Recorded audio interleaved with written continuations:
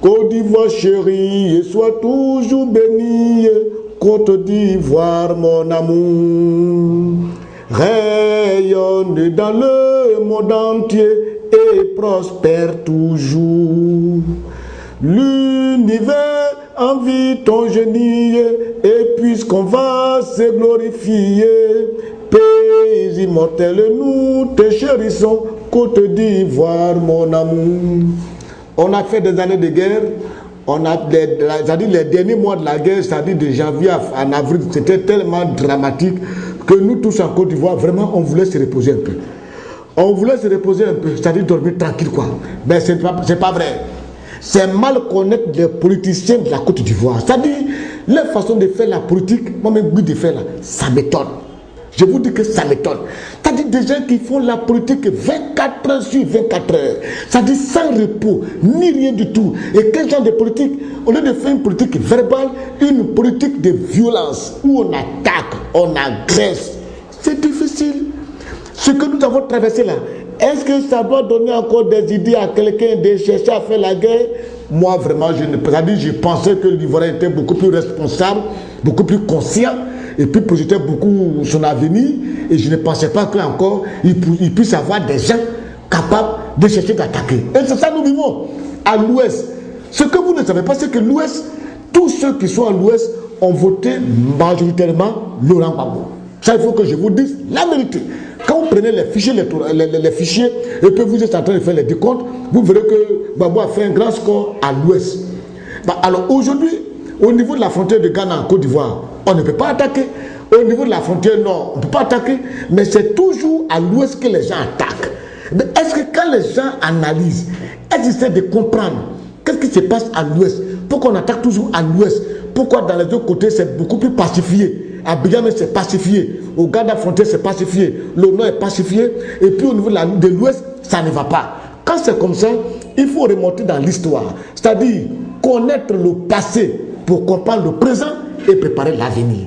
Comprendre le passé, c'est-à-dire, d'abord l'Ouest, tout part au temps de Houphouët-Boigny. Il était encore président de la République. Et le président du libéral d'alors, c'était Charles Taylor. Non, c'est pas Charles Taylor, c'était Samuel Canyon Doué. Doué, il est d'ethnie guéré. Vous savez, les guérés existent, il y en a partout, parce que nous, entre le Libéria et la Côte d'Ivoire, nous partageons une frontière de plus de 700 km. 700 km, il y a 3 groupes d'ethnie qui partagent cette frontière-là. Il y a les Krou, dont moi je suis originaire, qui démarre de Tabou jusqu'à aller à Grabo, et puis maintenant de Grabo jusqu'à aller vers Toulepleu, il y a les Guérés. Et de Toulepleu par aller jusqu'à Dananema, il y a les Yakuba. Et c'est toujours au milieu, du côté des Guérés, que toujours les gens attaquent. Quand dans l'histoire, on remonte que Samuel Doué était président de la République au Libéria. Et Houphouët était ici.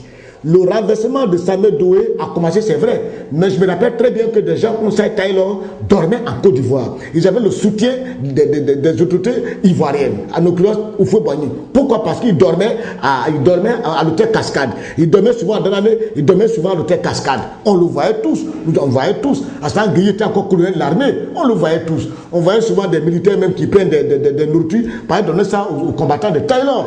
Et voilà, Taylor, il est d'ethnie Yakuba. Et c'est l'ethnie Yakuba qui a été soutenue par les autorités de Houphouët-Boigny d'alors, de la Côte d'Ivoire d'alors, la Côte d'Ivoire de Houphouët-Boigny, soutenue Taylor pour chasser Doué du pouvoir. Oh, Doué, il est guéri. Et maintenant, Taylor, il est assis, en tant que Yakuba. C'est pour ça que Taylor, il a commencé à soutenir Guéry Robert, parce que ce sont des ethnies, ils sont tous des parents, et ça avait leur complicité, c'est eux qui l'ont beaucoup aidé, avec l'appui de Houphouët-Boigny, à chasser Doué, Guéry du pouvoir. Du coup, les combattants Guéry, qui sont du Libéria, ils sont déjà fâchés. Parce que dites-vous que quand il y a un Koumen en Côte d'Ivoire, il y a un Koumen au Libéria. Quand il y a un Guéré en Côte d'Ivoire, il y a un Guéré au Libéria. Quand il y a un Yakuba en Côte d'Ivoire, il y a un Yakuba au Libéria. Parce qu'on s'est tous partagés, c'est les mêmes ethnies, c'est tout de part et d'autre, Donc les Guérés qui sont au Libéria, eux, ils sont fâchés parce qu'on a enlevé leurs frères qui étaient Guérés du pouvoir pour installer Yakuba par notre régime de la Côte d'Ivoire de Houphouët-Boigny. Nous sommes bien fâchés. Donc, avec l'avènement de Gbagbo Laurent, lorsqu'il y a eu la crise, Gbagbo, il a voulu chasser Taylor. Les guerriers du Libéria ont trouvé que c'est une très bonne chose. C'est lui qui a chassé nos parents, nous qui avons apporté notre concours à Gbagbo Laurent aussi pour le chasser. Et c'est comme ça qu'ils ont apporté leur soutien à Gbagbo Laurent pour chasser Charles Taylor. On a appelé à ce temps-là les miliciens, c'est-à-dire les mercenaires qui sont venus du Libéria. Mais c'est comme ça que ça se passe. Donc, eux, qui les a aidés à chasser celui qui a chassé les frères? C'est Gbagbo Laurent. Donc, pour eux, Gbagbo est leur sauveur. Donc, les guerriers qui sont en Côte d'Ivoire et les guerriers qui sont au Libéria, ils ont poursuivi Gbagbo Laurent qui les a aidés à chasser à chasser leurs frères d'Assamé Doué du pouvoir. Donc, depuis ce temps, il y a déjà une petite mésentente, une petite tension qui règne entre la Côte d'Ivoire et le Libéria. C'est-à-dire que la temps n'est pas trop ça. On dit, oui, la présidente du Libéria, Hélène Johnson, elle ne maîtrise pas le Libéria. Mais elle ne maîtrise pas. Elle ne maîtrise pas la totalité du Libéria, ça je vous dis. En fait, elle a le territoire, mais maîtriser la maternité des Libériens, non pas encore. Ce n'est pas encore ça, parce que c'est une femme. Donc c'est au fil du temps. Ça c'est un. De deux, un homme comme Hubert Oulaï, il est FPI. Il a été ministre de la fonction publique pendant 10 ans. Et pendant 10 ans, ce monsieur a aidé plein de jeunes guerriers à entrer à la fonction publique, à rentrer à la fonction publique. Il y en a qui sont à la douane, il y en a qui sont dans l'administration, il y en a aussi qui sont dans l'armée. Bon, et tu vois, et pendant 10 ans, ce monsieur a aidé plein de jeunes guerriers à rentrer dans la fonction publique. Alors, vous pensez que ces jeunes guerriers-là, aujourd'hui, à la scène au pouvoir, ça fait 1 an. Vous pensez qu'il y a 1 an, ils pourront oublier ce qu'Hubert Oulaï a fait pour eux? Oh, Hubert Oulaï, il n'est qu'un homme du FPI. Qu'est-ce qu'il peut faire? Comment aider celui qui les a aidés à être fonctionnaire? Comment l'aider à revenir au pouvoir? Voilà le problème. Donc, ils sont toujours prêts à écouter tout ce qu'on leur dit afin d'aller combattre pour Laurent Gbagbo dans le but pour que le gars revienne encore au pouvoir. Et ce n'est pas facile. Ce n'est pas du tout facile. Ça, je vous dis que ce n'est pas du tout facile. Parce que quand je vois tous ces genres de choses, je suis vraiment choqué. Je suis vraiment choqué parce que le peuple guéri, c'est un peuple de Côte d'Ivoire. C'est vrai, ils ont des parents au Libéria. Mais pourquoi chaque fois ces peuples-là on tue? Voilà le pourquoi. Voilà le pourquoi en fait. Et c'est difficile. Ce qu'il faut faire, c'est-à-dire quand tu comprends ça maintenant, quand tu comprends l'histoire, tu comprends pourquoi ça se passe maintenant ainsi. Maintenant, et l'avenir. Qu'est-ce qu'il faut faire pour décourager ces jeunes guerriers-là, dont toujours les zones est occupée, pour que ces jeunes guerriers se ressaisissent? Ce n'est pas facile. Il faut toujours accentuer la sensibilisation.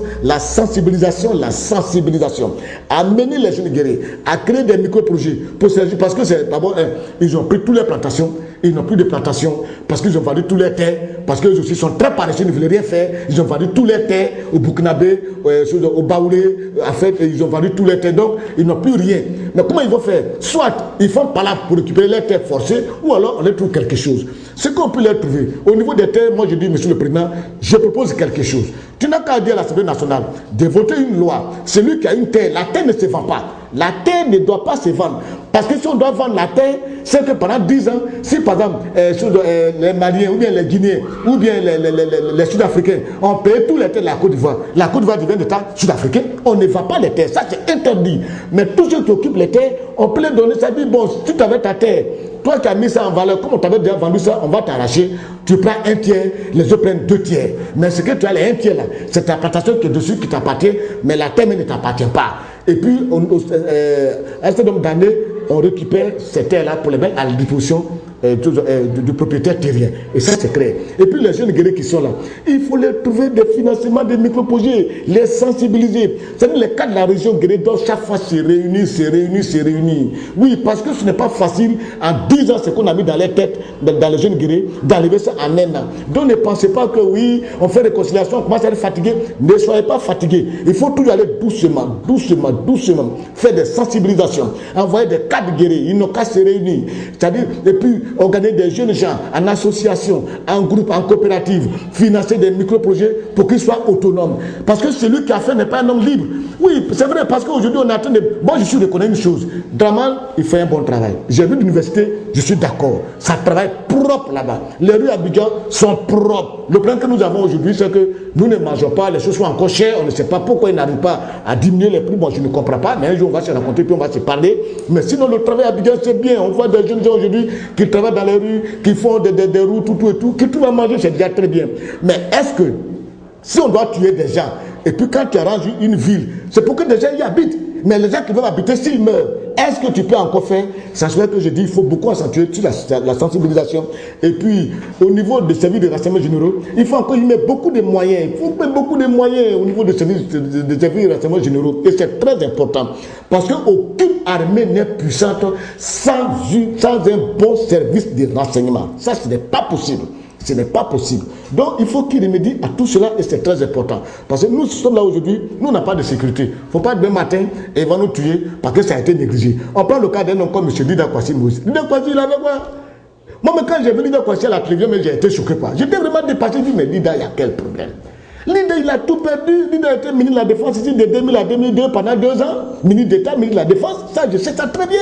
Puisque c'est mon ami, parce que lui, il est Dida, je suis Kouroumen, nous sommes des alliés. Donc, on se fréquente beaucoup, on s'appelait longtemps. Un jour, à 2 mois du premier tour des élections, je suis parti dans une visite, j'ai parti chez lui, on causait, j'ai vu ses 3 enfants. Bon, comme d'habitude, monsieur le ministre et ta femme, il dit, ah, ma femme a quitté depuis que je ne suis plus ministre d'État. J'ai dit, quoi? Un ministre d'État dont la femme quitte, il vit seul à la maison avec ses 3 enfants, ses 3 gars de corps, une fille qui fait office de cuisinière et puis un garçon qui sert à boire, c'est tout. Et le monsieur, il a souffert toute sa vie pendant de 2002 jusqu'à 2008. On lui repose quelque chose, je ne sais pas. Ce qu'il m'a dit, c'est-à-dire on lui repose le fait qu'il n'est pas tué à la salle. Et que Guy serait mort pour qu'il n'a pas tué à la salle. C'est tout ce qu'on lui repose. Mais est-ce que ôter la vie à quelqu'un, est-ce que c'est bon? Est-ce que c'est bon? C'est pour ça qu'on a vu à Lida. Aujourd'hui, Lida, moi, il était au Togo. Moi, j'étais au Togo là-bas. Au Togo, j'étais là. J'étais dans de très bonnes conditions. Je peux aller visiter à Lida Kwasi. Il se trouvait dans un quartier qu'on appelle Guidoléa dans la ville Bénin. Chambre salon. Pendant que ça. Donc, quand j'ai vu Lida à la télévision, je dis, mais c'est quoi ça? Ce qu'il dit ici, c'est vrai. Mais pourquoi il peut se mettre dans un bourbier comme ça? Tu étais dans un parti politique, on t'a enlevé ministre, tu n'étais plus rien, tu as un parti, un flanc pour manger. Lui-même, il m'a dit, il dit, monsieur Bouy, mon ami Bouy, souvent, c'est Babo qui me donne 2 millions chaque fin du mois, je lui me donne 2 millions, mais je suis un homme, souvent j'ai honte, je ne peux pas chaque fois aller demander. C'est pour ça que j'ai vu aujourd'hui difficilement. Il avait des problèmes de vivre. Et maintenant, tu te trouves au Togo encore, le même parti qui t'a fait subir des problèmes, tu collabores encore avec ce même parti pour faire des projets comme ça, lugubres. Non, mais ce n'est pas bien. Moi, j'appelle ça des projets lugubres. Moi, j'ai bien vu un homme, ministre de la Défense, qui vit dans Chambre Salon au Togo, ça fait 10 000. Mais c'est pitoyable pour lui. Regardez des gens tous ceux qui ont eu l'argent au temps de Babou, ils sont où? D'autres sont en France, d'autres sont au Maroc, d'autres sont partout dans des grands pays, dans des grands châteaux.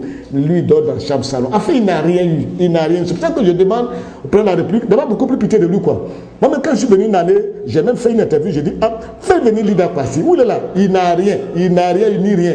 Les gens se plaignent pour dire que peut-être Lida Kwasi était compris d'un coup. Lida Kwasi, d'abord, on dit qu'il n'a pas tué à la salle. On est fâché contre lui. Le FPI l'a malmené. Ils arrivent encore au Togo. On l'appelle pour dire qu'il va faire un coup. Il va dire non. On va dire, ah, tu es un traître. Il ne peut pas faire autrement.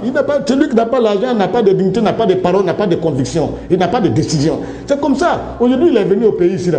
Moi, je demande à la salle, vraiment d'avoir pitié de lui. Quoi. Il n'a qu'à laisser Lida, mettez-le quelque part. Il n'a qu'à manger un peu. Il va faire son travail de professeur. Il va avoir son salaire. Sinon, il est assis là. Ce n'est pas quelqu'un qu'il faut chercher à mettre en prison forcée. Soyez indulgent. C'est pas que je dis à la salle d'être beaucoup plus indulgent, de pardonner beaucoup. Parce que quand tu es un chef d'État, il faut pardonner beaucoup. Les coups d'État, ce n'est pas bien. Toi, à la santé, tu le sais que ce n'est pas bien. Tu sais que ce n'est pas bien, non? Non, attends. Tu sais que ce n'est pas bien. Ah, tu sais que le coup d'État, ce n'est pas bien.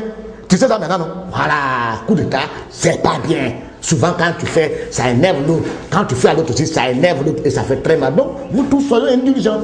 Mettons pas la tête, nous tous, parce que nous tous, nous avons été tous responsables de ce qui arrive en Côte d'Ivoire. Et ça, nous sommes tous responsables. Non, pas de plus aller dans Kwasi. Bon, regarde la prison, la dernière fois. Ils sont partis nous mentir ici. Dans la télévision ivoirienne, première chaîne, qui dit qu'on arrêtait Katina Koné, porte-parole de Bako. On l'a arrêté au Cameroun. Et qu'il serait prêt. Il va prendre l'avion bientôt pour arriver en Côte d'Ivoire. Après, on a vu que c'est vous. Mais avant de dire des choses, pardonnez, réfléchissez. Pardonnez, réfléchissez. Moi, tant que je n'ai pas vu quelque chose, je ne parle pas de ça. Je ne parle pas de ça.